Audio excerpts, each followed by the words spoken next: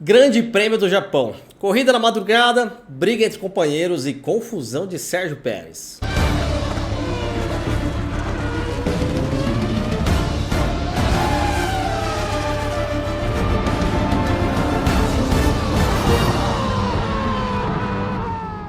Na largada, dos três primeiros, quem largou melhor foi Lando Norris. O Piastri largou melhor que Verstappen, mas não o suficiente para ficar lado a lado. E por defender para o lado de dentro, Max acabou perdendo tempo e Norris chegou a ultrapassá-lo por fora. Só que, por estar do lado de dentro e com enorme vantagem de equilíbrio nessa primeira curva, Verstappen conseguiu retomar a posição e sair na frente para não ser mais ameaçado.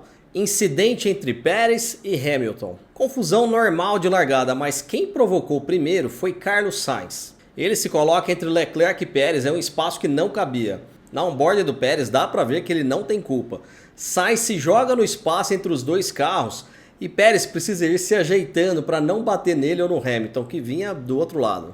Na visão do carro do Hamilton também não tinha como evitar. Ele tracionou muito melhor do que Sérgio Pérez e quando o mexicano puxa para dentro, ele vê o caminho livre por fora e se coloca lá dentro.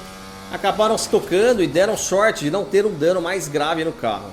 Nessa hora o safety car entrou para remover os detritos na pista e na volta 5, logo que relargou, Logan Sargeant deu uma distraída e atropelou Bottas. Valtteri Bottas vinha para ultrapassá-lo e dá para notar como ele começa a procurar o Bottas no retrovisor e acaba passando o ponto de freada. Lembrando que o Sargeant destruiu o carro na classificação quando bateu no Q1.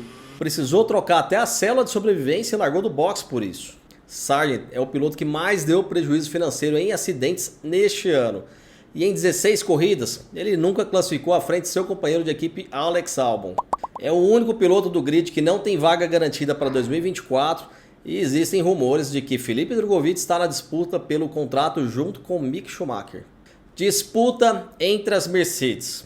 O clima deu uma esquentada dentro da Mercedes. Toto Wolff, que não estava no Japão devido a uma cirurgia no joelho e parece que fez falta. Na pista, os dois pilotos fizeram uma disputa boa de assistir. Hamilton deu uma errada na volta 6 e Russell aproveitou para ultrapassar na chicane. Hamilton deu o troco na curva 1 e teve um movimento bem agressivo para cima do Russell na reta.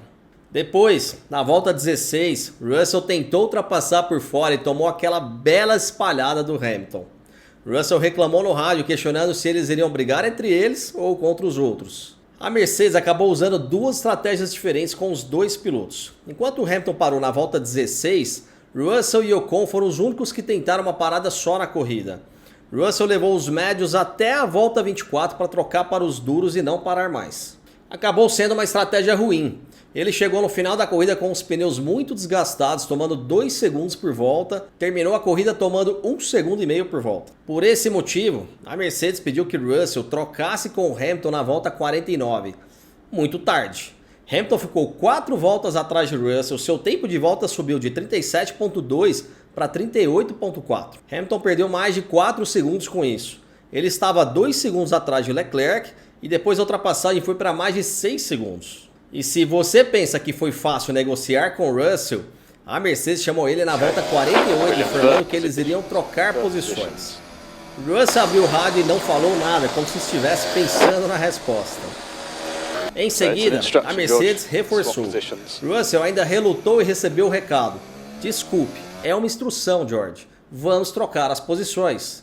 Ele responde que vai fazer na reta principal, mas deixa aquela alfinetada. Ele tem pneus novos, deveria ser capaz de me ultrapassar. A Mercedes reforça, isso é uma instrução, vamos inverter.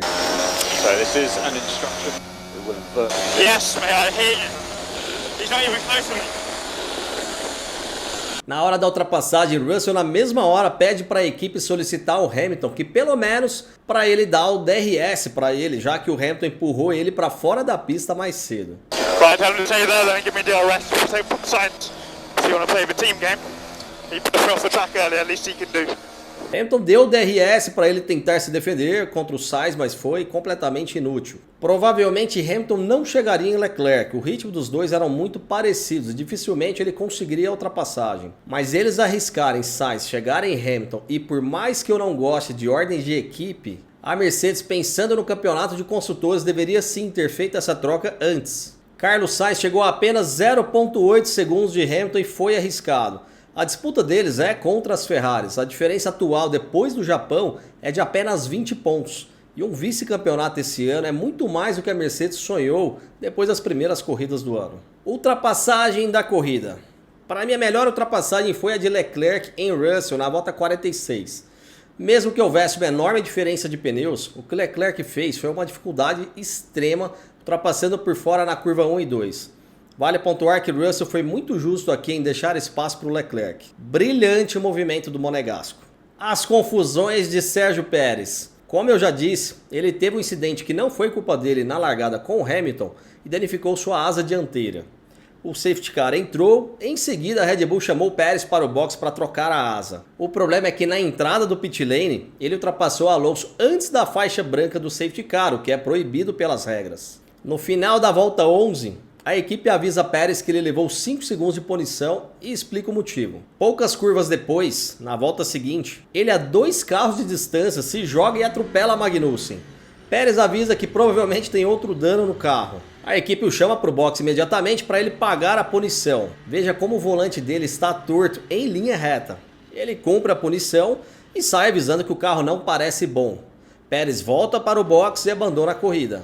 A FIA abre uma investigação contra Pérez pelo incidente com Magnussen. Ao saber que Pérez levaria 5 segundos de punição, começa a negociação da Red Bull com a direção de prova. O artigo 54.3 do regulamento diz que se o piloto não puder cumprir a penalidade devido a um abandono, os comissários podem, caso queiram, converter a penalidade para a próxima corrida com perda de posições de largada. O regulamento não proíbe um carro que havia abandonado a corrida a retornar para ela, mesmo que demore algumas voltas, desde que ele não ofereça risco aos demais. A FIA acabou liberando e permitiu que Pérez retornasse na volta 40.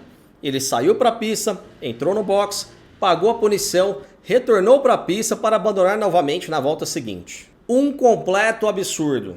A Red Bull já havia explorado uma brecha semelhante no GP da Bélgica em 2021, quando Pérez teoricamente tinha abandonado na saída para o grid, mas como o início da corrida foi adiado devido à chuva, a equipe argumentou que poderia fazer reparos e retorná-lo, mesmo que ao final do grid. Após a corrida do Japão, a FIA disse que vai impedir que outras equipes façam isso no futuro. E é esse o problema. Desta forma, ela dá uma impressão de impunidade à Red Bull. Em 2 semanas de corrida, tivemos 2 casos que a Red Bull usou do regulamento e que, segundo a FIA, ninguém poderá fazer o mesmo no futuro. Na semana passada, Max Verstappen segurou pilotos na saída do grid na classificação e Pérez voltando de um abandono para pagar a punição, sem mencionar o estouro de teto de gás da Red Bull, que deu uma punição leve, e a FIA avisou que se alguém infringir o teto futuramente, a punição será muito mais severa. Está tudo muito errado. Na minha opinião, neste caso do Pérez no GP do Japão, se alguém fez durante a temporada, espera acabar o campeonato para mudar a regra. Não pode permitir apenas uma equipe, vai gerar essa sensação de impunidade. Ocon e Gasly. Nas últimas voltas, na volta 47, a equipe pede que Ocon deixe Gasly passar para ele tentar buscar a posição de Alonso. A equipe informa que caso ele não consiga, a posição será devolvida. Gasly não consegue buscar Alonso e a equipe pede para devolver a posição. Gasly fica irritadíssimo e tenta argumentar que ele estava mais rápido, tem pneus mais novos e que mesmo sem a ordem ele passaria Ocon da mesma forma. A equipe então confirma e ele pergunta mais algumas vezes se é sério mesmo. Ele entrega a posição, fica irritadíssimo e seu engenheiro apenas pede para eles discutirem fora das câmeras.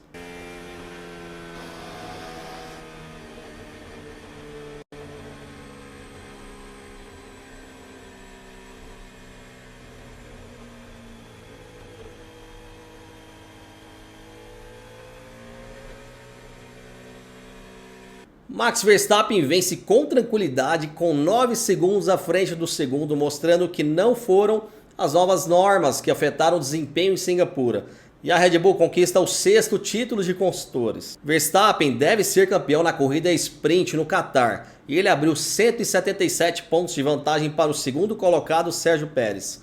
2 recordes aqui. A maior vantagem da história entre o líder e o segundo colocado e a maior vantagem da história entre companheiros de equipe.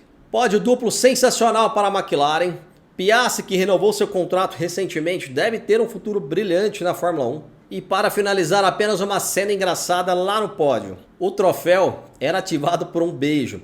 Assim que o vencedor beijasse o troféu, ele acenderia nas cores da bandeira do vencedor.